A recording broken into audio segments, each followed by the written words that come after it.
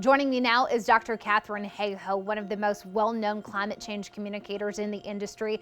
It's so good talking with you this morning. Thank you for having me.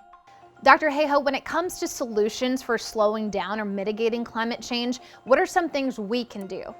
It turns out the single most effective thing that any one person can do is talk about it, because we don't. If you ask people across Texas, do you ever have a conversation or hear somebody else talk about this? Most people say no. Why? Because we don't want to start a fight. We don't know what we should say. And really, it's just kind of depressing. That's why it's so important to talk about, first of all, why it matters to us here in Texas. But second of all, what are all the amazing things, many of which are already happening in Texas, that people are doing to fix it? So here's the connection. We talk about what we care about.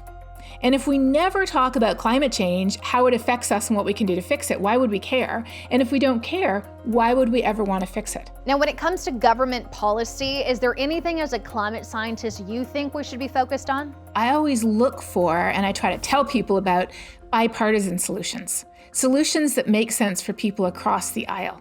People are often surprised to hear that there is already a bipartisan climate solutions caucus in Congress and the Senate.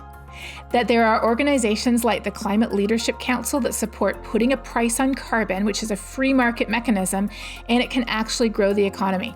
I'm originally from Canada, and they have a price on carbon there. And in fact, the 4 provinces that had carbon pricing before it became a federal policy, they led the country in economic output over that time.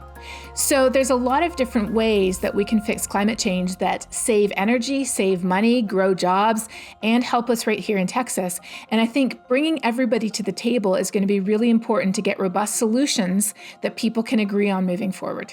Dr. Hayhoe, thank you so much for joining us. Thank you so much for having me. This is great.